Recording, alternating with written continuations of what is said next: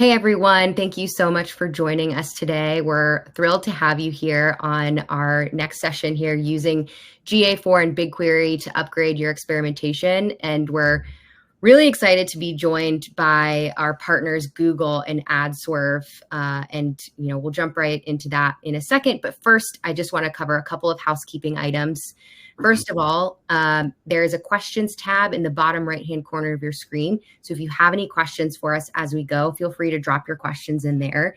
If we happen to not get to all of the questions by the end of the session, we'll follow up with you afterwards in email. So don't fret. There's also a chat button right next to that questions button in the lower right-hand corner of your screen. If you have something that you want to add to the conversation, or if you have any comments on the presentation, we encourage you to converse with each other in the chat.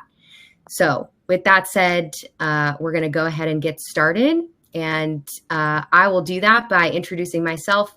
My name is Mary Kate. I am the head of growth marketing for North America at A/B Tasty.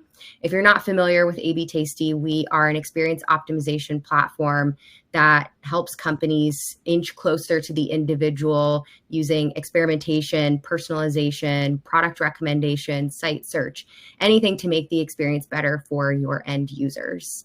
And I'll hand it over to Alex to introduce himself. Sure. Thanks, Mary Kate. Hi, I'm Alex Mullen. I'm the senior manager of optimization at Adswerve. If you don't know Adswerve, we're a consultancy that's kind of global as far as that goes.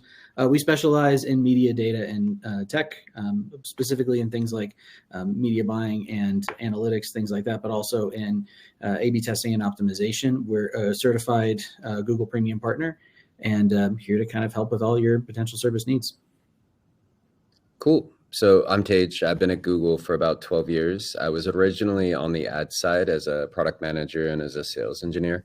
I'm now on the cloud side based in New York. I sit under our data and AI cloud for marketing. That means a lot, but really we focus on a lot of different components, but it's developing solutions so that your teams can scale and then work with great partners such as A/B Tasty and also Adswerve to help with optimizations. So thanks for having me. Yeah, thank you both so much for being here. We're grateful to have such wonderful partners that are willing to share their expertise with us and with our audience. So just so everybody knows what we're getting into here, just a quick look at the agenda. We're going to talk about the three of us and why we're here together of all people and places. And then we're going to talk about GA4 and why it's foundational and critical to CRO programs. And then we're going to talk a little bit more about BigQuery. I think a lot of people on this call might not have a lot of experience with BigQuery, so we're going to do a little learning. We're going to get curious here and figure out what it can do for us in our experimentation programs. And then we're going to look at next-gen capabilities from Google Cloud and what we should be looking to do as marketers and what's coming next for us in our digital experiences. So we're going to jump right in and talk about A/B Tasty and Google and Adswerve. And I want to kick it off with a question to you, Alex.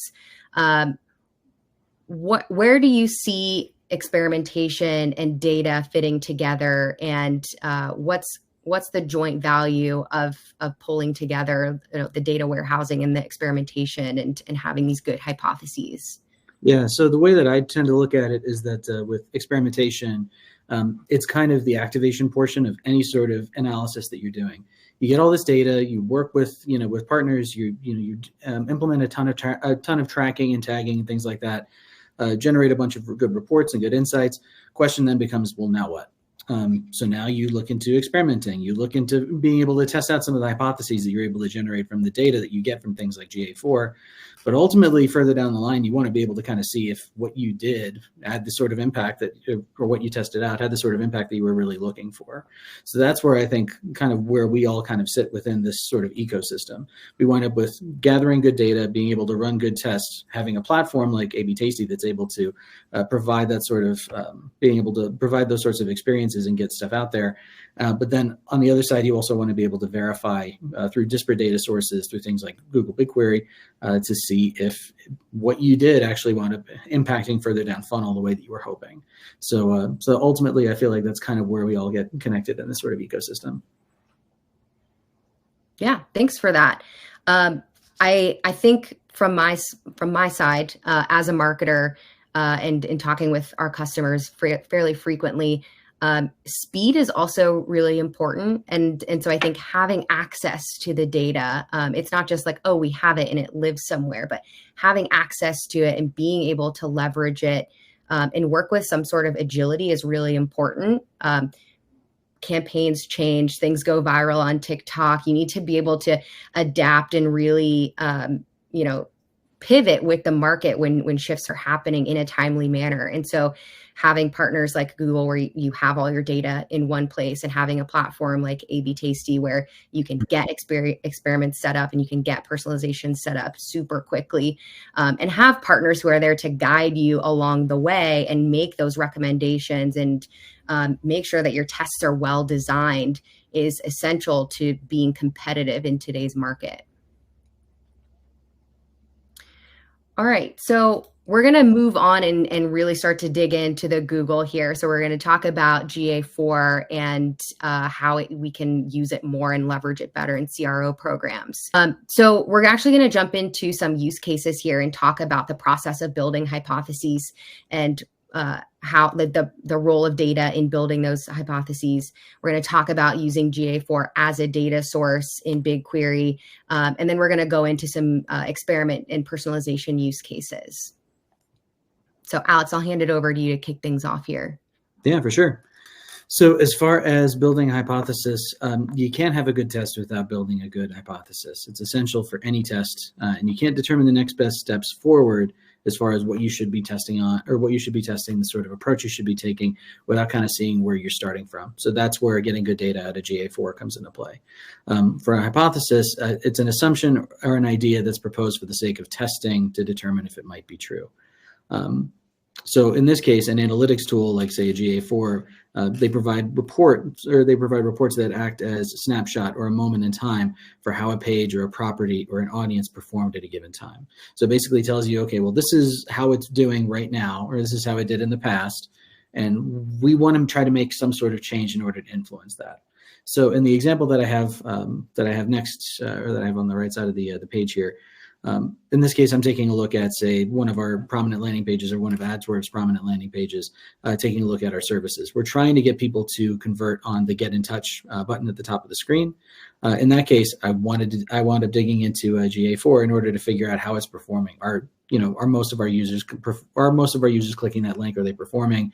Any of that sort of stuff. I was able to generate a 1.5% conversion rate based off of those clicks, according to GA4. And then from there, I was able to build a hypothesis. If we change the styling on the Get in Touch button, we'll increase conversion rate because the button will be more visible.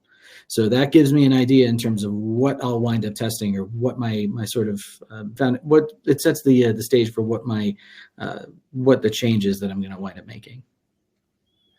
GA4 is also really useful for building test plans. It's essential, I find, for kind of establishing that in guardrails. Good data is necessary for figuring out important details around, basically, like around a test, whether it's sample size or calculating out a duration or how long a test should run. While an experimenter can let a test run to accumulate data with the goal of eventually reaching statistical significance, it's not realistic for most businesses.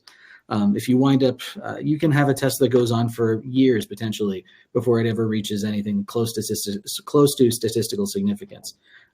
In some cases, for the sake of a lot of our clients, they want to be able to make decisions quickly. They want to be able to act on things very fast. So as a result, you want to try to set up guardrails around things like what your ideal sample size or your ideal duration is going to be. Thankfully, you can use A/B Tasty's, some of the tooling that they have for things like sample and duration calculation to find out exactly how big of a sample you need and how long a test should be running. All you have to do is plug in the KPI performance in from your analytics platform. So like GA4, basically all you have to do is just look up your conversion rate, calculate that out, plug that into the calculators that you see here for your duration and your sample size calculator, and it'll help do the rest. It'll tell you exactly how many visitors you need to recognize a significant sample. It'll tell you the duration that you would likely need based off of your daily traffic, and then you can go from there. Some tips around there. You want to focus most of your testing efforts around your most important KPIs. So essentially, what are the sorts of things down funnel that you want to influence? Are there any sort of additional signals that are further up funnel that you think you can influence, that you can build a test off of? Those are going to be the things that you want to focus on, and you want to be able to build your sample sizes and your durations around. That said, if you wind up with a really large duration or a really long duration and a really large sample size, there's a chance that your test might be underpowered. You may want to rethink about what you're testing and maybe consider taking a bigger swing as far as that goes. So it really helps with tools like this can really help with informing the sort of test plan and what the go forward strategy should be for your tests. And then finally, for this part, the big thing that GA4 is really useful for is going to be test reporting. In this case, you may want to consider using GA4 for test reporting in addition to what you have within a tool like A/B Tasty. If your business uses GA4 as a central source of truth, you do a lot of your analytics reporting, you do a lot of your performance evaluations based off of how GA4 is doing, you may want to leverage that for your testing to be able to tell whether or not a test is performant.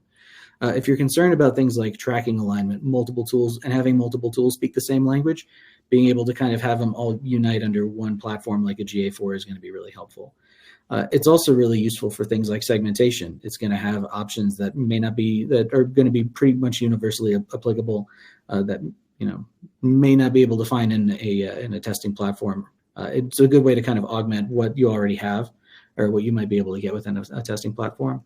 It provides options for additional types of reports. It's not just going to be like a flat table. You can also get things like different types of visualizations like funnel explorations, path explorations, segment overlaps, cohort analyses, etc. And then the last and probably the most important piece for what we're talking about today, you can use it to connect the data that you have for your tests from A/B Tasty through GA4 into BigQuery. So this way you can join your test data with other data sources.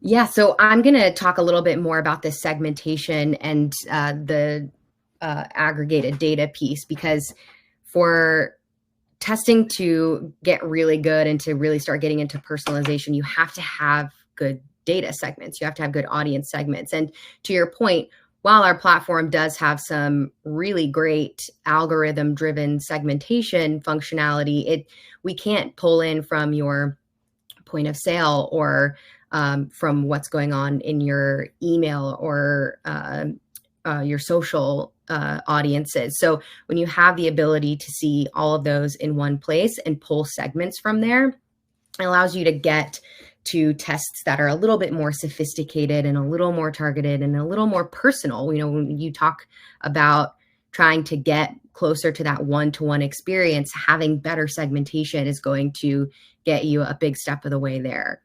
So here is a customer use case from April where after a certain number of pages were viewed on certain funnels, so in this case, their health and mortgage insurance funnels, they threw up a pop-up to try to improve their lead capture on their site. So the issue, of course, is that you want to develop a pop-in, you want to connect it to their API so that they can get called back as soon as they enter the form in. And so there's a little bit of development work, and there's also these specific funnels that they want the pop-in to show for. So not necessarily across the whole site. So we're getting into personalization here because we're talking about those specific funnels. So this ran across all devices, and with this specific segmentation of 3 pages viewed on this group of specific pages, which was targeted through their data layer. So the click rate on that callback CTA to get a call from somebody on the team was 2.7, an increase of 2.71%. So they're getting more people to call by the use of this pop-up, which they're pulling in through their Google tools. So here is a second case study from a customer, Valmont. And this is a French company, so apologies for the French on the screenshots. So Valmont redid their website, and this is, if you've done it before, we just did it. It's very risky. So you want to make sure that you test certain aspects of that relaunch before you do the whole thing, just so that you can kind of set your own expectations. and start, testing the waters with your audience. So they revamped their website and created a quick access to the top categories on the homepage. So things that people are mostly looking for, they moved those up to have a quicker access than to other categories. And they, of course, ran this A/B test on the old website to see how it would work before moving over to this revamp. But it was still lacking visibility. So even though it was working and customers liked it, it wasn't driving as many clicks as they wanted it to. So they've moved these categories just under the main banner, gave them much more visibility. I think, obviously, if it's above the fold, people are going to see it a lot easier than having to scroll. So the results here are that the click rate did increase. There was a 7% increase on these top categories, and the transaction rate improved by 16%. And of course, this was hard coded onto the website afterwards because it was such a successful test. And able to see the impact on revenue there as well through data in GA4.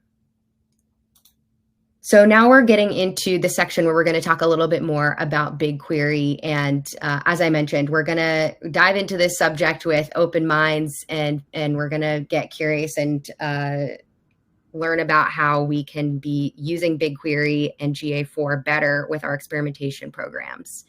So I'm going to hand it over to you, Tej, and talk us through a little bit more about Google Cloud and some of the offerings there. Yeah, thank you. So I'm going to take a step back and kind of ground us in terms of how does this all come together, and then go into depth in terms of what you see on the slide. So a lot of what Mary had mentioned and Alex had mentioned, this is data consolidation. This is essentially leveraging your data in a cloud warehouse, which is what we call BigQuery. So this essentially allows you to scale quicker with the tools and the services that, with the good partners that we have on the call today. So just with that in mind, essentially think of all the disparate, Alex had mentioned before, there's a lot of different access to data. We're focused on GA, but essentially think of BigQuery as your filing cabinet, where you want all of that organized data so that you can make decisions a lot more accurately, leveraging, A/B Tasty and also Adswerve in this process. But BigQuery or GCP or Google Cloud Platform as a platform, think of this as hardware to software. We support all of that, right? And then we also support all different types of personas. We work, A/B Tasty leverages cloud services to essentially create optimization tools, and Adswerve is super technical and works within our cloud products. So when you look at this is data consolidation. So on the left, you see data and AI as a lakehouse. There's a lot of superfluous kind of vocabulary about what is out there today. Just think of a data warehouse as your filing cabinet. But what I had mentioned before is kind of the hardware to software. We also work really, and we deploy platforms for AI, machine learning, which enables a lot of the optimization components. But again, hardware to software, that is what Google Cloud Platform is, and we support the great partners on the call. Next slide, please.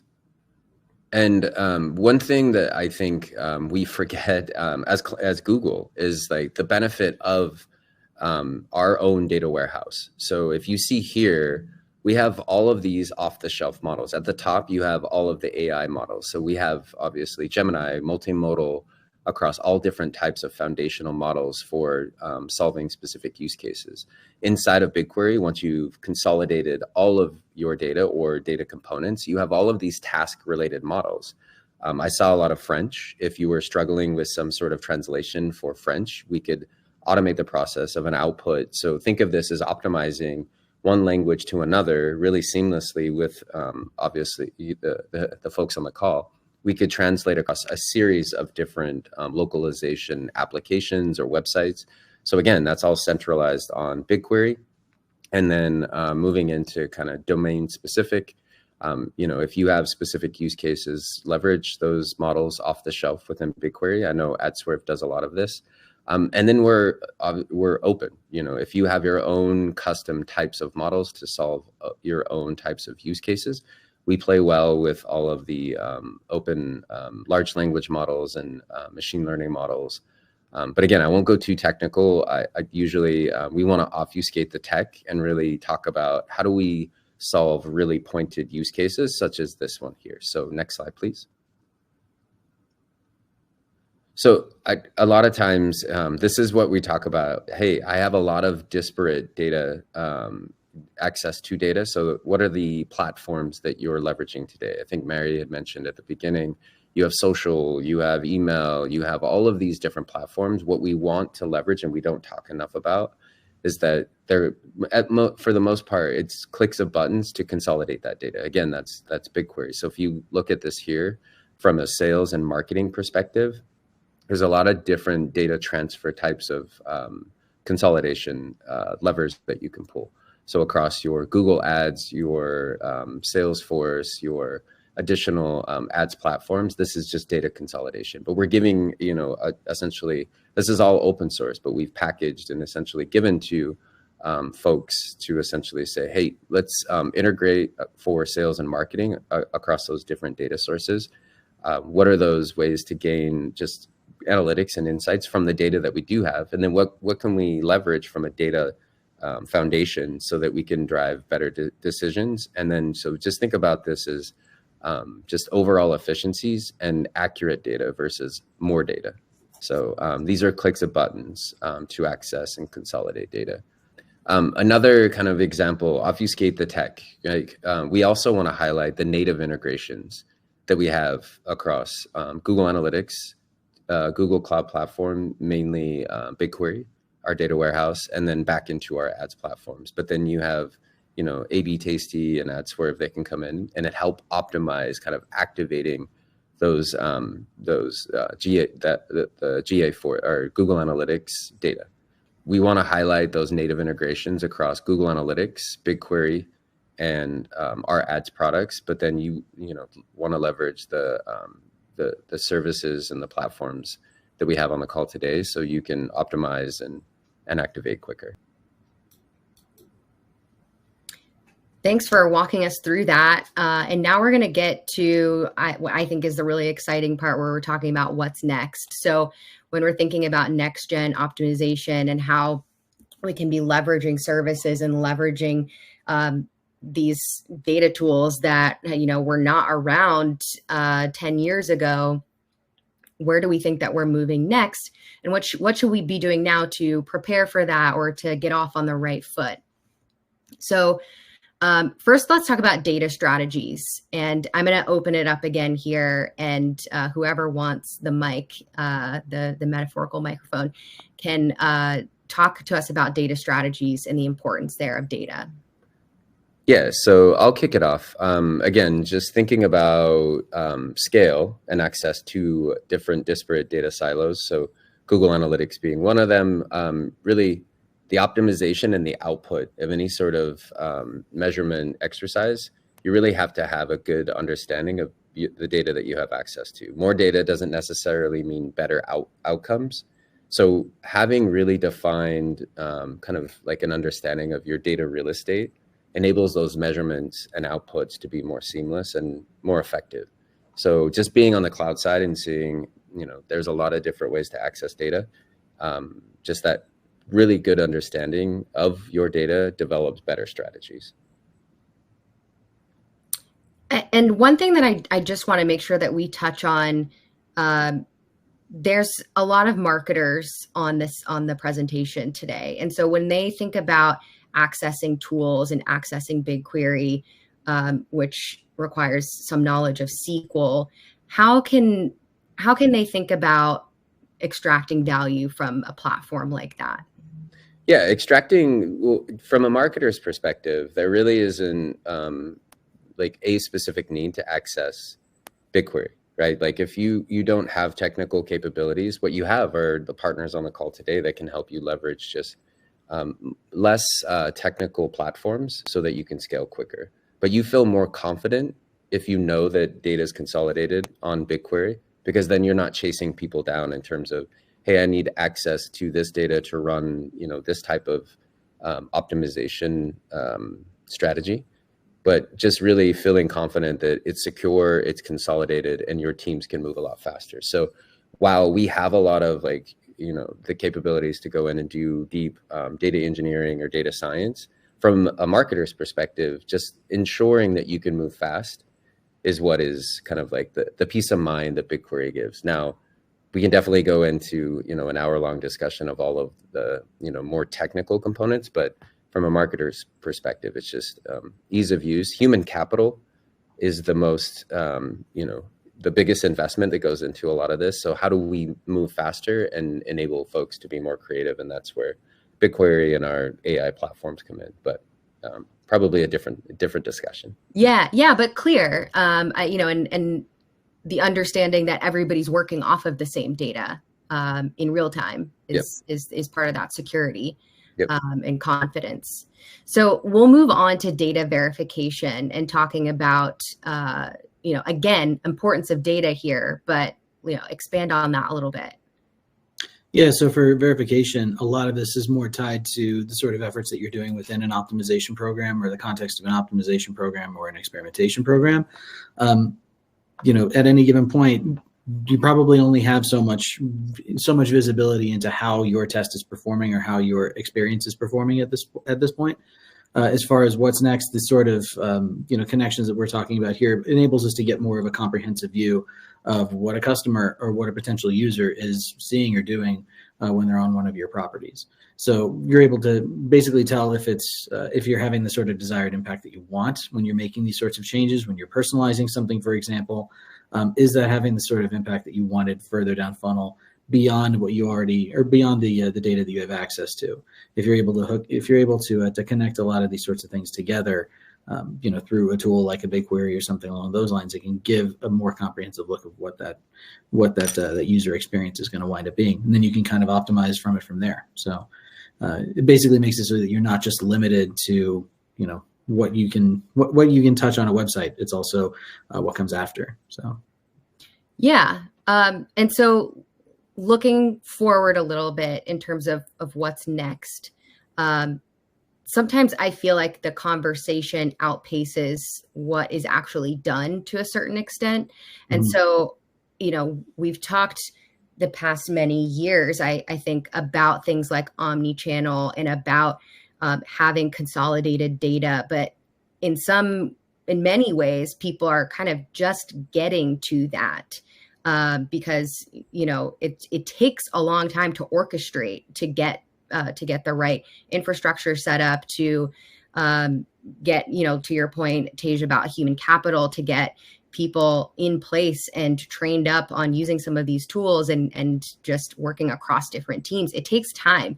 And so in that sense, we're talking about things before people are actually doing them or doing them well. And I think we are maybe, when I started at AB Tasty 4 years ago, a big hot topic was omni-channel. But I actually think we're now getting to a point where that people are getting to a place where they're doing omni-channel and they're getting good at it. And it's because of these data tools where people have the foundations, they've got everything coming in from their point of sale, from their social, they're able to see these customer profiles where they can say, hey, this person saw this ad creative and clicked on it. I want to make sure that they have this experience on the website so that it is consistent.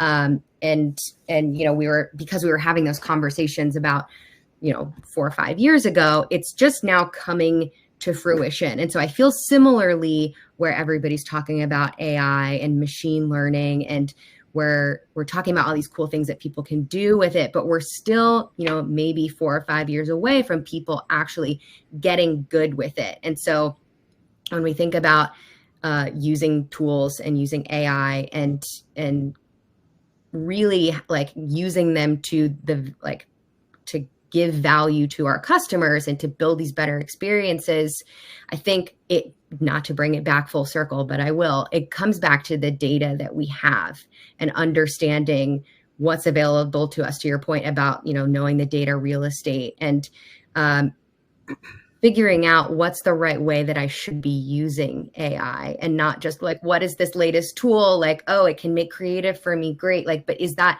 the most valuable use for us and for our customers? And so I think having those conversations internally and talking with partners and understanding where can I be using that is really the first step that people should be taking. But curious to know anybody else's thoughts there. Yeah. So, Alex, sorry, I'll go first really quick. So, like to go back, Mary, what you were saying is essentially before everybody had a problem. So there were a bunch of point solutions. So there was data that was, again, going back to sitting in separate silos.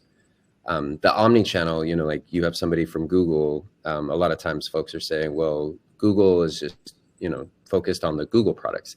That's not true, right? And I think what you're talking about, omni-channel, that's where, GCP does come into play here, because you had historically transaction platforms, paid media, social channels, all of those were living somewhere. So now, as you mentioned, we're really getting into, okay, it makes more sense to have it consolidated so teams can move faster.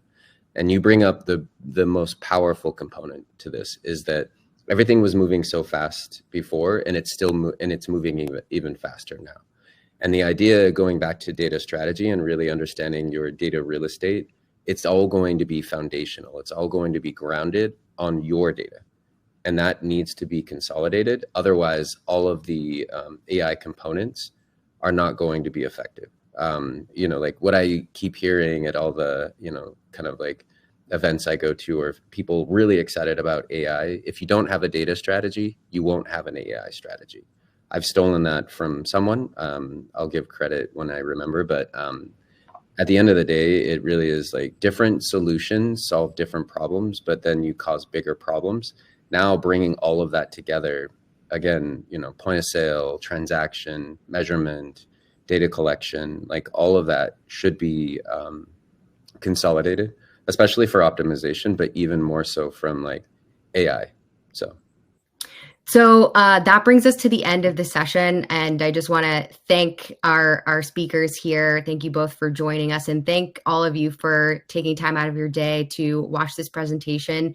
Again, if you have any questions, please feel free to reach out to us, and we can put you in touch with anybody on the call today, and happy to talk to you more about solutions and Google Cloud and anything related to experience optimization. So thank you all again, and we'll see you next time.